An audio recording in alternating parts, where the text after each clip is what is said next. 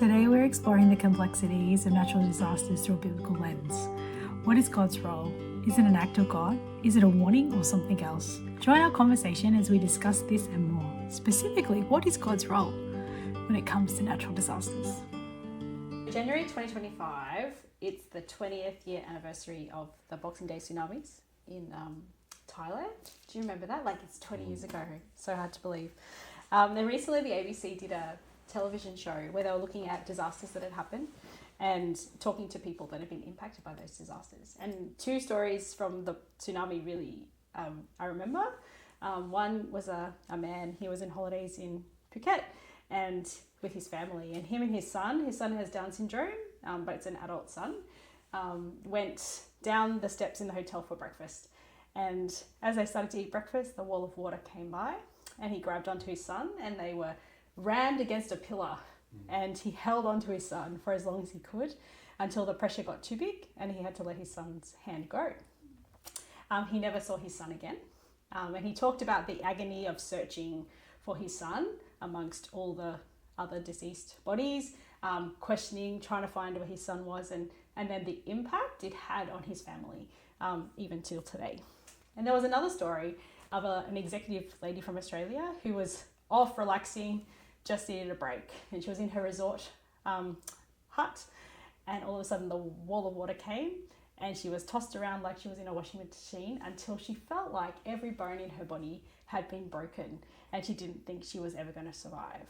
Turns out she got to hospital. Her partner at the time got her medevaced back to Australia, and it took 9 months of recovery until she started to feel like herself again. Her relationship did not survive because the disaster had such impact on her. So often disasters have really big impact on the people that are affected by the disaster. Even in 2008 in Australia was our worst bushfire season ever, with hundreds of people dying. But that bushfire felt quite remote and regional, right? Like, it wasn't sort of in the city, like, oh, it's bad, but it's not close to where we are. And even the last 2 summers, the Grampians have had terrible fires, property destroying fires that are coming. And when I see the recent Los Angeles fires, like, it's not remote, it's not regional, it's like suburbia, you know, it's regular people's homes. It's, sure, famous people's homes as well, but regular people, and just suburbs after suburbs have been destroyed. So this brings us to our topic for today, where we're talking about disasters. Disasters can have such a big impact on who we are and what we're doing. My name's Janelle, this is Daryl, to talk to us about what does the Bible say, how we can be impacted, and what do disasters have for us to talk about. So let's make a start. What do you think about disasters? Do you think they're increasing? Well, I think they're definitely increasing, Janelle. And, just talking about the Los Angeles fires, my sister is currently in that area. She can see the smoke from where she lives. And she's gone once, I think maybe twice already, to help with some relief efforts. So there are people obviously who lost their houses, lost all the belongings that they have. And she's been helping to, pack, bags of clothes and food and relief supplies for them. And you can really see the tangible effect that it has on, individuals, families. One thing about disasters that she was telling me is that it doesn't discriminate. And we've seen that the in the LA fires, there are people who work in Hollywood, actors and actresses lost their mansions, but there's also struggling families that have lost everything that they've ever owned. But all of them have been affected, no matter how rich they are, their status, their job, etc. And it doesn't discriminate, and so that it's one of those things that can really affect the entire community and society for that matter. It's really interesting when you think of it. You see some of those pictures in LA, and there's like nothing, and then there's a building, and then there's nothing, and the people go, "Oh, what did you do to that building to make it stronger?" Sometimes it's a church, sometimes it's just a house, and people are like, "What did you do special? Did God protect that?" Like, so where's God in these disasters? Like, how does he pick who he saves and who he doesn't save? Well, I mean, the famous insurance company line, the act of God. Yes. People talk about that all the time.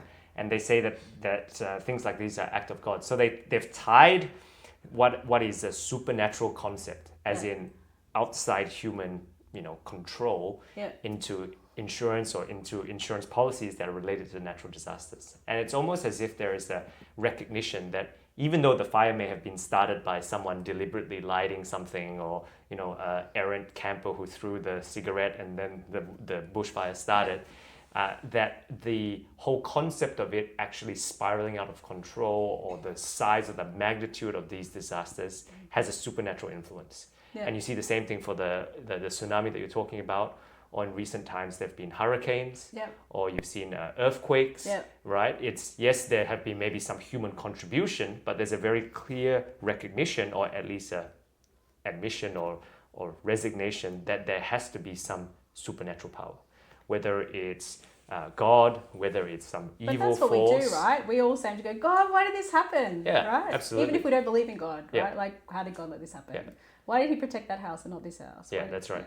So what is God's role in disasters? Well, it depends. I think we can look at a few examples. And one of the things that I really think, one of the stories that really comes out, one of the stories that people bring up all the time is this concept of Noah's Ark. Oh, yes. Right back in the early days. It's perhaps one of the biggest, Yeah. I wouldn't say disasters, but natural Of phenomena. course it's a disaster. Water covering the earth. It That's wiped out absolutely- everything. Yeah. And I want to go to Bible verse. If you have your Bibles, you can go to Luke chapter 6. I think that's going to be, Genesis chapter 6. Right at the start of the Bible, the first book, just to look at the But it's a disaster descriptor. that's mentioned in like all ancient, civilizations. You go to New Zealand, the Maoris have a concept of a flood. That's in right. their history. Yeah. Like everybody's been covered with water. And we think the Boxing Day tsunami was big. This was bigger. Right? Oh, This was yeah. the entirety of the earth. This covered every single component, every single bit and piece. And it describes here just what happens before the flood actually comes. Mm-hmm. And this is one of the biggest things that we've ever seen. This is one of the biggest concepts that natural disasters that we've ever had. And the Bible gives us a really interesting perspective of what God says in Genesis chapter 6, verse 3. It says, "The Lord said, my spirit will not always dwell or strive with men, for that he also is flesh, yet his days shall be 120 years. There's this concept that God dwells with humans. Mm-hmm. But just before perhaps the biggest natural disaster that has ever been seen, God says, my spirit won't always be there. Mm-hmm. And so it's almost as if God is saying, just before the natural disaster, I'm giving not a warning, not a, maybe you can call it a warning, a prediction, or maybe a statement of fact, which is that when God's spirit is withdrawn, Yep. things can happen. Yep. And then the rest of the passage starts to describe what happens. And of course, you will have heard of the famous person called Noah, Yeah. who is the person who builds the ark. Noah spends 120 years actually telling people that a natural disaster is coming, Yeah. and to prepare for that natural disaster and how to escape. So really everyone had an opportunity to join Noah in the ark. I think so. And where did that message come from? That message came from God.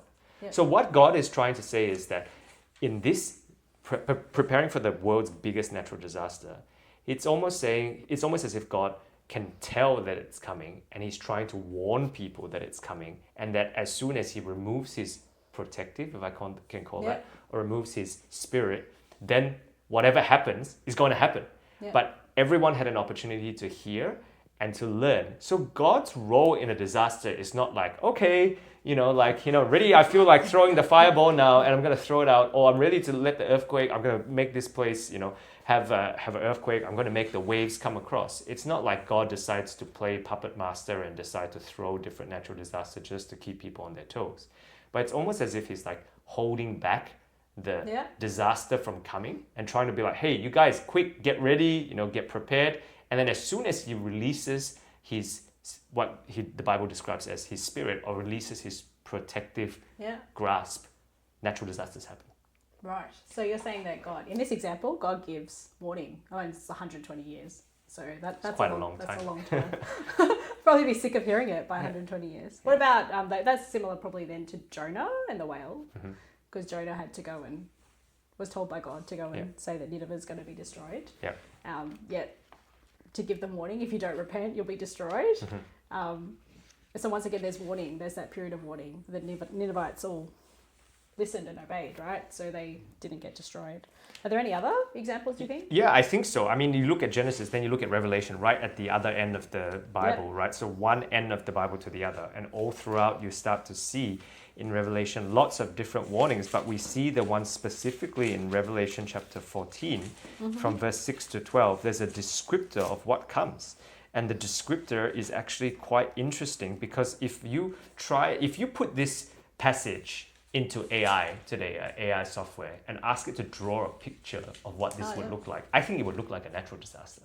You reckon? I think so. If you look at it, let me just read it for you, and then you can see what you think. Maybe in your mind you have an imagination of what that may look like. Verse 10, 11, and 12. The same drink of the wine of the wrath of God, which is poured out without mixture into the cup of his indignation, he shall be tormented with fire and brimstone in the presence of the holy angels. And the smoke of their torment ascends forever and ever, and they have no rest day nor night, nor worship the beast and his image, and so on and so forth. This is a descriptor that's not of something positive. Yeah. If I were to describe this is like natural disaster, mega natural disaster. But what you notice before that in verse 6 and 7 is that God gives the warning before the natural disaster happens. Yeah, and it seems to be a good lead time as well. Exactly. And it's almost like every time God knows that there's a big thing coming, he gives a warning beforehand. Now, people might not be aware of it. People might not see it. People might not hear it. People might ignore it. Yeah. But that doesn't mean that the warning is not there. And so that signals to me that the God that I believe in is not one that enjoys tormenting people with natural disasters. Yeah. Or just being like, good luck for you guys, I'll just watch. Which is a very, I think, idea that's purported maybe in Greek mythology, right? Yeah. The gods are up there watching the humans down there suffer and watching them muck around and stuff around and too bad and kill each other and just laugh and kind of wash their hands clean. This is a God that's trying to protect, trying to warn, trying to make sure. So then you're saying that God's not going to sort of personally attack me because I'm hiding some secret sin. Yeah, I think so. I don't think that's going to be the case. And I think that there's lots of examples of that. I can think of an example in Luke. Do we have time? Maybe we can go there to see that concept. You know, some people, I've seen some memes on Instagram or some really actually quite disturbing pictures, I would call, not even a meme, of people saying that, you know, those houses that were destroyed were because those people living in those houses had done something wrong in the fire. And the one that of the house that's left standing is because that person believes in God and God is protecting them, but he doesn't protect everyone else who has done something wrong. And I think that's a really, that concept of God is distorted. Because God doesn't just warn Noah and leave the rest of the earth to suffer. God warns the entirety of the world, whether they want to believe or not. Yep. So that concept of like the disaster comes on someone who is just, more loyal, or perhaps has paid some tribute or has done some more better things, and they won't be destroyed with the earthquake, or they won't get swept away in the tsunami. And those who have, man, they must be bad people. Yeah. I think that concept shows a distorted picture of who God is. Yeah. And we look at Luke chapter 13, and it gives us a really interesting passage here. God compares when bad things happen to people, or rather, Jesus responds to a statement about bad things happening to people. And it says here, there were present, verse 1, at that season, some that told him of the Galileans, whose blood Pilate had mingled with their sacrifices. Just to give you some context here, this is a very sad passage because it actually describes what happened to some people. There are a group of people called the Galileans who were unfortunately killed by the Romans. At the time, the Romans were ruling over this piece of land. It is the center of where the Middle East conflict is today. And some of these Galileans, when it says their blood had mingled with their sacrifices, that's a really nice, politically correct and polite way of saying they were killed. And they were killed and they were sacrificed at the same time as the other types of sacrifices that the Romans had. Right. In fact, when Jewish historians look at this passage, they actually see that they describe it as the blood of the Galileans flowed from the river to the sea. And if you follow modern day politics and the conflict in Israel and Palestine at the moment, you know that phrase has become very, very politically charged, because that describes people who have actually been killed for their faith. Yeah, yeah. And so this is the context of this verse. So that phrase, river to the sea, is actually the Jewish historian's description of this verse. and someone comes to Jesus and tells Jesus, hey, you know what? Do those people, did they deserve to die? Maybe they were sinners, and so then God allowed let's call it a natural disaster to happen to them, right? And so Jesus answers in verse 2. And Jesus answering said to them, suppose you that all these Galileans were sinners above all the Galileans because they suffered such things. That's exactly what some people think. People who are in natural disasters deserve to get punished because they are worse people than others. Right. So your house was left standing because you were a better person in life, but my house was destroyed because I am a sinner. Yep. And Jesus is saying here, that's what people are thinking. People think that the Galileans who died are more likely to be sinful than the people who survived. This is their thought process. I tell you, he continues, verse 3, no, but except you repent, you shall all likewise perish. So Jesus is saying, actually, there's no such thing as you die in a natural disaster because you're more sinful. In fact, what Jesus wants is that everyone should have an opportunity to what the Bible describes as repent, or to change, or to move away from the things that they are doing that are not correct. So even if we link that back to the example of Noah before, they all had 120 years to decide if they wanted to join Noah. Correct. And there was enough space for whoever in the... And if they'd all repented, then maybe the natural disaster would have been averted completely. I think so. And that's what's similar here. It's just like everyone gets a chance, everyone gets an opportunity before God will release some kind of natural disaster. Yeah, absolutely. I think, and that starts to uncover a better picture and understanding of God, and not just one that is vindictive and wants to take vengeance and wants to have anger and needs to take it out on someone and therefore lets things happen or causes things to happen. Yeah. Because he continues to say, right, this is Jesus who has all the power in the world to control disasters and things from happening. Verse 4, it says, there were 18 people upon whom a tower in Siloam fell. So now I just want you to take this phrase and maybe imagine this. So there was a tower and the tower fell. So this is a disaster, right? Maybe man-made, maybe natural, maybe the earth was not secure, maybe there was a fault line, crack, earthquake, whatever. What happened to the tower? It collapsed and 18 people died. Now we see that in today's news. Maybe there's a building collapse. Maybe there's an earthquake. The trees drop on people. The tree drops on people's house, on the camping. We see that type of thing. And here it says, and killed them. Do you think that they were sinners above all men that dwelt in Jerusalem? So Jesus is going back to that same concept. Just because you are affected by a natural disaster, does it mean that you are a worse person than someone who hasn't been affected? No, but except you repent, you will all likewise perish. So it's really equality here. It's not secret sin that's coming to destroy you. No, I don't think so. I don't think it is that the natural disaster is a penalty that's catching up with you, that it is something that's there. I think there's no doubt, coming to your earlier point, that we're starting to be more and more aware of natural disasters. I think an element of that is that we have global reporting, so people know what's happening around the world. We don't live anywhere near LA, but we know that there's a big fire happening there straight away. Yeah. And so that's one component. But I also believe that the world is increasing. The number of natural disasters is increasing. And I think there's a good reason for that. So if it's not God then that's causing natural disasters, if it's God that's giving huge warnings and like amounts of time, then what is causing natural disasters? Or then what's Satan's role in disasters? Well, I think we go back to the story of Job, perhaps one of the oldest stories in the Bible. If you want to turn there with me, you can go to that story. Some of you will know that Job is one of the archetypal characters in the Bible. And what happens with Job is that he actually, there's a preamble before Job gets affected by natural disasters. Now, if you could ever imagine a single person being affected by natural disasters multiple times over in his life, it's Job. You might call him an unlucky man. Some people will call him that. Some might call him a cursed man. Some might call him a man that has a target on his back. Because he doesn't get affected by one natural disaster. It's natural disaster after natural disaster after natural disaster. Just give you some examples, right? Yeah. So his entire wealth at that time, measured by the number of camels and flocks and sheep and goats, etc., are destroyed. He's robbed. They are struck by lightning. They are struck by fire. They are swallowed up by an earthquake. Did he have warning? He didn't have a warning at all. So maybe it wasn't from God. Yeah, I don't think so. And even his kids, they were having a dinner party in the house and the whole house collapsed.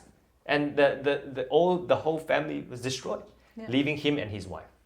Right? So this is Job. If you could have every natural disaster happen to you, you just go and look at this story. And in fact, there's a description before all of this happens in the first chapter of Job that's actually describing the conditions, or rather the preamble to what Job is about to experience. It starts in verse 6 of chapter 1 in Job. The Bible says, "There was a day when the sons of God came to present themselves before God, and Satan came amongst them." You asked me about Satan, right? This is Satan here.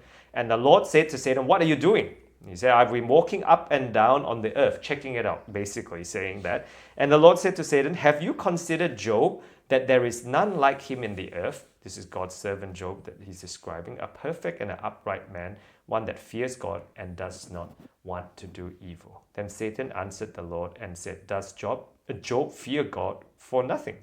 Have you not made a hedge of protection around him in every house, and about all that he has on every side? You have blessed the work of his hands, and his substance is increased in the land.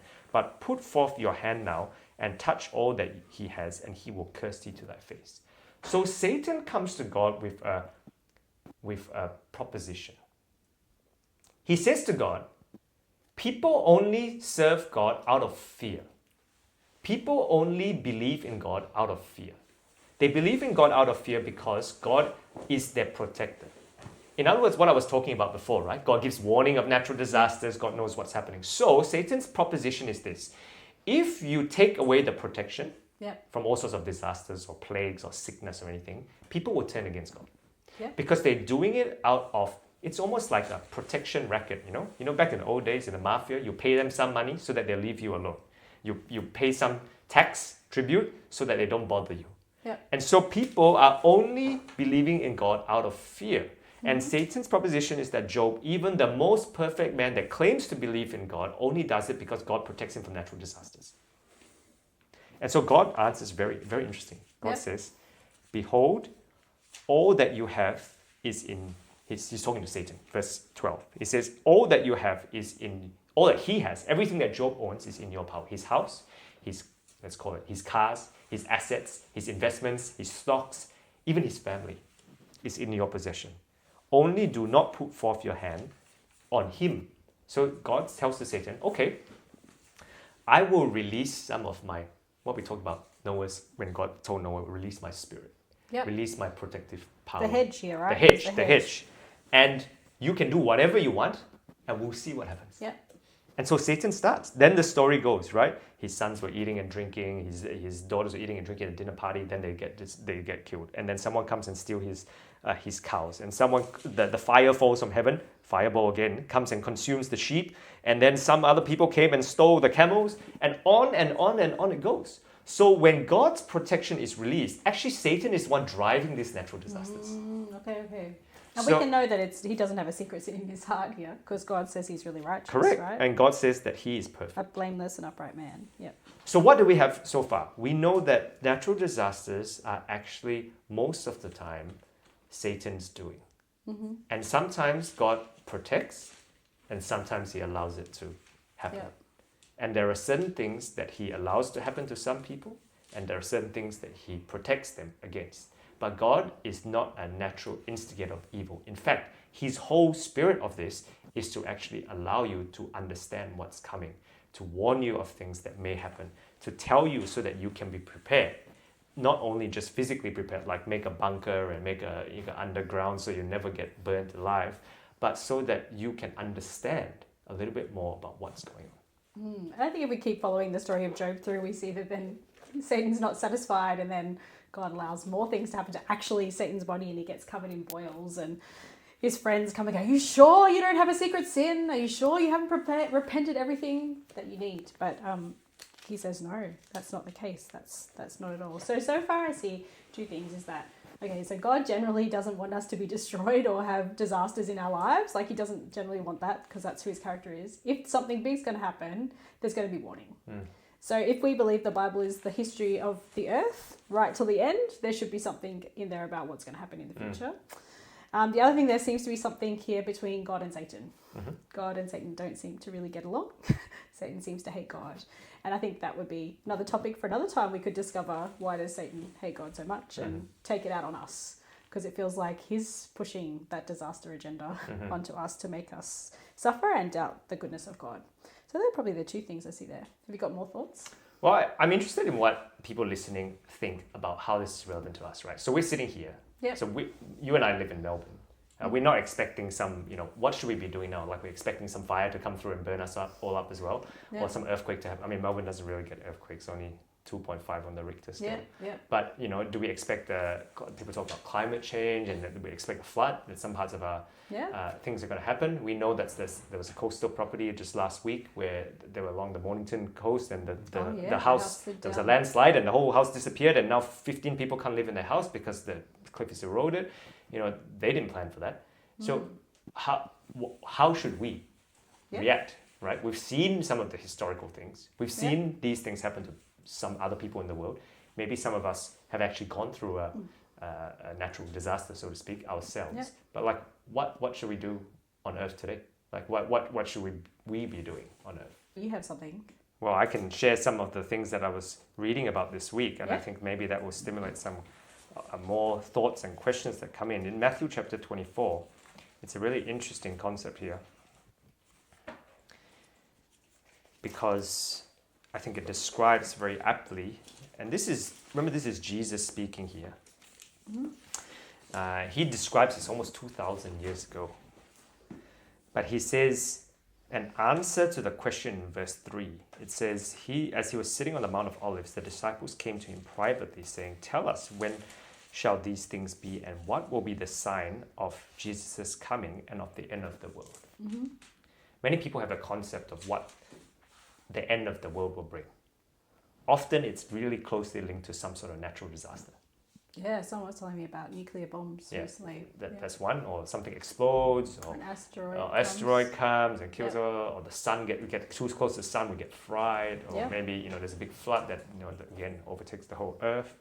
So even the disciples 2,000 years ago of Jesus trying to ask that question, what's going to happen? And so Jesus starts to describe certain things. He says, verse 6, you'll hear of wars and rumors of wars. And then verse 7, he says, nation will rise against nation, and kingdom against kingdom. In chapter 24. And there'll be famines, pestilences, earthquakes in diverse places. And these are the beginning of sorrows. So Jesus starts to describe, right? So I almost see this as a warning, not as a warning to scare you. Like, Janelle, I'm going to scare you. There's going to be like, blah, blah, blah. And then when? And then you're going to be so scared that you're just like, I can't leave. I can't go out the house. There might be a sandstorm. There might be an earthquake. There might be something else. There might be all these different bits and pieces. And then it keeps going on and on and on. But in fact, the core part of this is really interesting. In verse 12, 13, and 14, it describes what happens. It says, because sin shall abound, the love of many shall wax cold. So one of the dangers of natural disasters is that people's reaction to natural disasters becomes one of coldness. That's the word the Bible uses, coldness. Cold? What does that mean? Yeah, and not like physically cold, right? Like, fires, it's not physically cold. But when you describe someone as cold, you describe someone as maybe callous, maybe angry, frustrated, bitter, distraught, discouraged. These are negative feelings. So when you hear that this sort of thing comes, or is coming, may come in the future, may increase in number, what tends to happen is that people start to react in a way that makes them feel and makes the people around them feel like, the descriptor I would use is doomsday. The end is coming, like this is the worst. And the natural reaction to that is, I'm going to try and hide. So people do a lot of things to prepare for doomsday. If I told you there's a doomsday, That's why some of those houses in LA, right? They were built for earthquakes and they survived the fire. Correct. Yeah. So they dig a trench, they go and, stock up of 3 years of food in the cabin down below the earth. They go and hide, all sorts of guns and things to kill the zombies if they come, or whatever theory they have. That's the type of reaction that people have, because it's what we call a protectionistic or a survivalistic approach. I need to tough out this crazy natural disaster. Yeah. So I'm going to stock up and better be ready. Get the camping gear, get the all sorts of things ready to go. Yep. And that approach is actually not what Jesus encourages. He says, but he that shall endure to the end, the same shall be saved. And this gospel of the kingdom shall be preached in all the world for a witness to all nations, and then shall the end come. Jesus is actually describing an approach which is different. It's not survive at all costs and like shut out the world, right? Like lock myself in the bunker. Too bad, Janelle, you didn't build your bunker. Suffer in the natural disaster for you. I'm fine down here with my little canned food collection. But what he's actually saying is that this is an endurance race. It's not something that's going to be short, like 2 minutes, finish. Yep. It's going to be something that continues to happen again and again and again. Yep. It's something that is going to build up over time. It's something that is going to be increasing in volume, in velocity, increasing in frequency. Yep. But you need to endure. And alongside that is the gospel. The gospel is a Bible word for good news. Yeah. It may be a good news that there is a hope, a good news that there is something better coming, that there is an end to all these natural disasters, that there is a warning that they are coming so you can be prepared, mentally prepared. And so all of these things are the exact approach that God is encouraging us to do. So even if we go back to the example of Noah, the example of Jonah, because of so much warning and preparation, there's opportunity for everyone to be okay. Mm-hmm. And if we take that same approach and apply it the whole way through, whatever warnings he has now means if we obey and accept the good news, we'll be okay too. And it's not just a warning about a pending disaster. Mm-hmm. Because if you have a warning about pending disaster, it often makes people very scared. The warning signs are often big in bright colors, red or yellow, with a big exclamation mark and a triangle there so that people pay attention, because otherwise if you don't pay attention, you will not be ready when it comes. But this warning is, you can call it God's warning, is not just a be careful, beware of a snake coming or something like that, but it's actually there is light on the other side. There is hope on the other side. When he told Noah, it's not just that there's a flood, but there's an ark that can take you through the flood. When he tells people that there is a disaster coming, when he allows Satan to attack Job, he in fact gives Job protection after the disaster so that Job has more than he ever had beforehand. So there is this is a different type of warning. It's a warning that there is hope beyond sadness. There is warning that there is encouragement beyond disaster. There is a hope that there is a warning that there is a clearer, better outcome compared to what you have now, even though you may have to go through a difficult time. Right. So that means we just have to pay attention, be curious, figure it out, see what God has to say, so that we can be ready. I mean, is that the conclusion of all of this? Well, I think so. I think it comes down to our understanding, or perhaps our picture of God. If we see him as a vindictive supernatural force, that like the insurance company says, when he feels like it, he just throws one act and then there's a flood here and there, and then our insurance premium goes up. If we see him as that, we will have a very negative view of God. But more importantly, it will also affect the way that we approach any pending future scenario that may come up. If what we've looked at today gives us a picture of God that's one that's actually hoping for our better outcome, we would actually perhaps pay more attention to see the volume, the frequency, the idea of natural disasters, where they come from, why they're here, and how we can be prepared, not just literally for the natural disaster, but prepared for a better hope beyond what we have today. So if you had to come up with a conclusion, is that your conclusion? Do you have anything else to add? I think it's really summed up very nicely in John chapter 10, in this Bible verse, in John chapter 10, verse 10. And it brings it together really well in a way that illustrates and underpins what God is about. We may see the chaos in the natural disaster. We may hear or read the sad stories that happen when people have gone through or are going through difficult times. We may hear and look at the pictures on the internet or TV to depict the heartache and the sorrow that's attached to these things. But Jesus describes it very poignantly in this verse. He says the thief, another word for the thief is actually Satan, comes not but for to steal and to kill and to destroy. Natural disasters, whatever the natural disaster is, fire, flood, windstorm, tornado, hurricane, rainstorm, thunder, etc., earthquake, any of these things. War, right? Even war, yeah. Any disaster, natural or man-made. Yeah. It's because the thief comes to steal, to kill, and to destroy. There is never any constructive thing that comes out of disaster. War is never constructive. It's always destructive. Famine is never constructive. It's always destructive. Yep. Earthquake, all the things we talked about today. The LA fires are not constructive. They are destructive. And they are destructive because the thief comes to steal, to kill, and to destroy. That's the whole point of the thief. Satan, coming to cause chaos, coming to cause suffering, sorrow, sadness, despair, heartache. But there's a hope, just like we were describing before. I, Jesus, am coming that you might have life, and that they might have it more abundantly. It's not even about just surviving, right? That's about thriving. Exactly. And so it's not just about how can we get through the next natural disaster, how can we protect ourselves against the effects of a disaster, but how can we survive and thrive even when we know that these things may come and may come more frequently. I think that if you and I were able to appreciate and to really dig into that a little bit more, it would radically alter our perception of what a warning by God means. Right. Yep. And that would really give us the practical tips about what surviving and thriving is in a world that is becoming more and more uncertain. Great. Well, that's my summary. That's your summary? That's a good conclusion.